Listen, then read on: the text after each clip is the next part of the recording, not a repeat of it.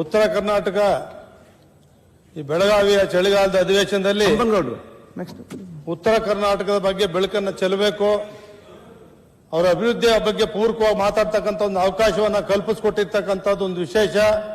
ತಮ್ಗೆ ಅದಕ್ಕೋಸ್ಕರ ಅಭಿನಂದನೆಗಳನ್ನು ಸಲ್ಲಿಸ್ತಾ ಅಧ್ಯಕ್ಷರೇ. ಉತ್ತರ ಕರ್ನಾಟಕ ಒಂದು ಐತಿಹಾಸಿಕವಾಗಿ ಹಿಂದೆ ಉಳಿದಿದೆ ಅಧ್ಯಕ್ಷರೇ. ಇದಕ್ಕೆ ಹಿಂದಿನ ಸರ್ಕಾರಗಳ ಕಾರಣ ಅಲ್ಲ, ಹಿಂದಿನಿಂದ ಬಂದಿರತಕ್ಕಂಥ ಸರ್ಕಾರಗಳೆಲ್ಲವೂ ಕೂಡ ಉದಾಸೀನ ಭಾವನೆಯಿಂದ ಇದನ್ನ ಹಿಂದುಳಿಲಿಕ್ಕೆ ಕಾರಣ ಆಗಿದೆ. ಅದರಲ್ಲೂ ಕೂಡ ಹೈದರಾಬಾದ್ ಕರ್ನಾಟಕ, ಕಲ್ಯಾಣ ಕರ್ನಾಟಕ ಅತಿ ಹಿಂದುಳಿದಿರ್ತಕ್ಕಂಥ ಒಂದು ಪ್ರದೇಶ ಇವತ್ತು ಆಗಿದೆ ಅಧ್ಯಕ್ಷರೇ. 1956ರಲ್ಲಿ ಕೇಂದ್ರ ಸರ್ಕಾರ ಉತ್ತರ ಕರ್ನಾಟಕ, ಅದರಲ್ಲೂ ಕಲ್ಯಾಣ ಕರ್ನಾಟಕ ಹಿಂದುಳಿದ ಮನಗಂಡು ಜಸ್ಟಿಸ್ ಫಜಲ್ ಅಲಿ ಕಮಿಷನ್ ನೇಮಕ ಮಾಡಿ 3 ಜನ ನ್ಯಾಯಾಧೀಶರ ನೇತೃತ್ವದಲ್ಲಿ ಕಮಿಷನ್ ರಚನೆ ಆಗಿತ್ತು ಅಧ್ಯಕ್ಷರೇ.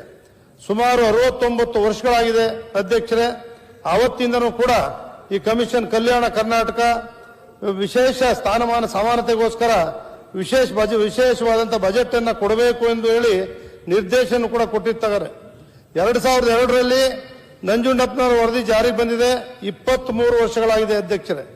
ನಂಜುಂಡಪ್ಪನ ವರದಿಗನುಗುಣವಾಗಿ 18 ಜಿಲ್ಲೆಗಳು ಹಿಂದುಳಿದ ಭಾಗಗಳಾಗಿವೆ ಅಂತೇಳಿ ಪ್ರತಿ ವರ್ಷ 2,000 ಕೋಟಿ ರೂಪಾಯಿಯನ್ನ ಬಜೆಟ್ ಅಲ್ಲಿ ತೆಗೆದಿರಿಸಬೇಕು, ಅದಕ್ಕೋಸ್ಕರ ಖರ್ಚಾಗಬೇಕು, ಅಭಿವೃದ್ಧಿ ಆಗಬೇಕು ಅಂತಕ್ಕಂಥದ್ದನ್ನು ಕೂಡ ಮಾಡಿರ್ತಕ್ಕಂಥದ್ದು ತಮ್ಗೆಲ್ಲರೂ ಕೂಡ ಗೊತ್ತಿದೆ.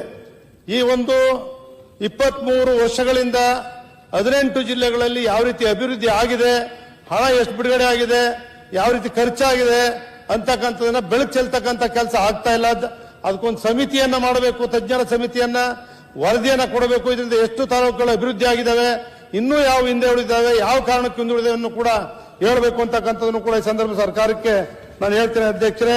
ಅದೇ ರೀತಿ ಹೈದರಾಬಾದ್ ಕರ್ನಾಟಕ ಕೂಡ 5,000 ಕೋಟಿ ಕೊಡ್ತೇವೆ ಅಂತ ಘೋಷಣೆ ಮಾಡಿದ್ರು. ಅದು ಕೂಡ ಯಾವ ರೀತಿ ಖರ್ಚಾಗ್ತಾ ಇದೆ, ಈ ವರ್ಷ ಬಿಡುಗಡೆ ಆದ್ರೆ ಹಣ ಖರ್ಚಾಗಿದ್ರೆ ಅದು ಮುಂದಿನ ವರ್ಷ ಕೂಡ ಕೊಡಬೇಕು ಅಂತಕ್ಕಂಥದ್ದು ಇದ್ರೂ ಕೂಡ ಅದು ಕೂಡ ಸರಿಯಾಗಿ ಆಗ್ತಾ ಇಲ್ಲ ಅಂತಕ್ಕಂಥದ್ದು ಕೂಡ ಇದ್ರ ಬಗ್ಗೆನೂ ಕೂಡ ಬೆಳಕು ಚೆಲ್ಲಬೇಕು ಅಂತಕ್ಕಂಥದ್ದು ಕೂಡ ಹೇಳ್ತೇನೆ ಅಧ್ಯಕ್ಷರೇ. ಈ ಅನ್ಯಾಯವನ್ನ ಸರಿಪಡಿಸಬೇಕು ಅಂತ ಹೇಳಿ ಮತ್ತೊಮ್ಮೆ ಕೇಂದ್ರ ಸರ್ಕಾರ 371 ಜಾರಿಗೆ ತಂದು ವಿಶೇಷ ಸ್ಥಾನಮಾನವನ್ನು ಕೂಡ ಕೊಟ್ಟಿದೆ. ಆದರೆ 371 ಕಾಗದದ ಮೇಲೆ ಮಾತ್ರ ಜಾರಿಯಾಗಿದೆ, ಸ್ವಲ್ಪ ಅಭಿವೃದ್ಧಿ ಆಗಿದ್ದೆ ಬಿಟ್ರೆ ಇನ್ನು ವಿಶೇಷವಾದಂತಹ ಅಭಿವೃದ್ಧಿ ಅಥವಾ ಅನುದಾನ ಬಿಡುಗಡೆ ಆಗಿಲ್ಲ ಅಂತಕ್ಕಂಥದನ್ನ ಪ್ರತ್ಯೇಕವಾದಂತಹ ಬಜೆಟ್ ಕೊಟ್ಟಿದ್ರು ಕೂಡ ವಿಶೇಷವಾದಂತಹ ಅನುದಾನ ಕೊಡ್ತಾ ಇದೆ. ಆದ್ರೆ ಖರ್ಚಾಗ್ತಾ ಇಲ್ಲ, ಯಾಕೆ ಖರ್ಚಾಗ್ತಾ ಇಲ್ಲ, ಯಾಕೆ ಅಭಿವೃದ್ಧಿ ಆಗ್ತಾ ಇಲ್ಲ ಅಂತಕ್ಕಂಥದ್ರ ಬಗ್ಗೆನೂ ಕೂಡ ಮಾಹಿತಿಯನ್ನು ಕೊಡಬೇಕು, ಇದ್ರ ಬಗ್ಗೆ ಜಾಗೃತಿಯನ್ನು ವಹಿಸಬೇಕು ಅಂತಕ್ಕಂಥದ್ದು ಕೂಡ ನಾನು ಹೇಳ್ತೇನೆ ಅಧ್ಯಕ್ಷ.